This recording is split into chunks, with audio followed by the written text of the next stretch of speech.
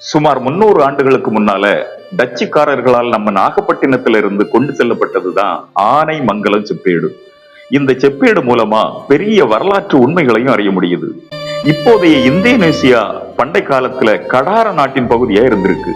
கடாரத்திற்கும் நம்ம சோழ நாட்டிற்கும் இடையே ராஜராஜ சோழன் காலத்தில் பெரிய அளவில் கடல் வணிகமும் நடந்திருக்கு.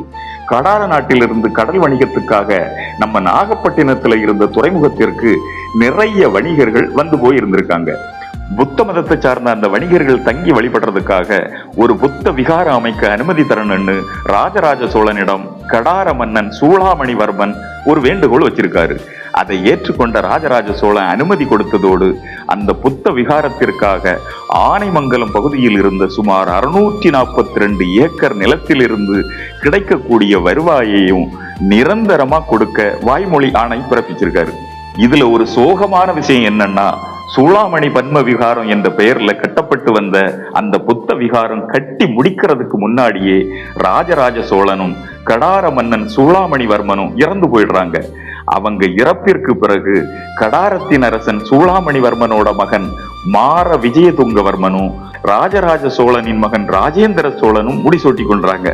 தனது தந்தை கொடுத்த வாய்மொழி உத்தரவை அறிந்திருந்த ராஜேந்திர சோழன் அந்த உத்தரவை செப்பேட்டில் பதித்திருக்காரு.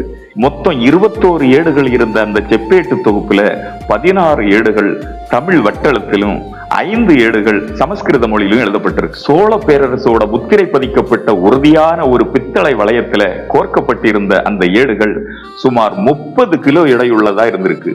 அந்த புகழ் வாய்ந்த செப்பேடு டச்சுக்காரர்கள் நாகப்பட்டினத்தை ஆட்சி செய்த போது நெதர்லாந்து நாட்டிற்கு அபகரிச்சு எடுத்து செல்லப்பட்டிருக்கு.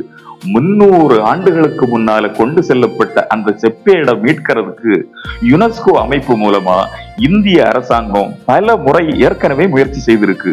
ஆனாலும் அந்த செப்பேட்டை நெதர்லாந்து அரசு இந்தியாவுக்கு தரல. பிரதமர் நரேந்திர மோடி அவர்கள் அரசு பயணமா நெதர்லாந்து நாட்டிற்கு சென்ற போதும் ஆனைமங்கலம் செப்பேட்டினை மீட்பதற்கான நடவடிக்கைகள் இந்திய அரசாங்கம் மூலமா எடுக்கப்பட்டிருக்கு.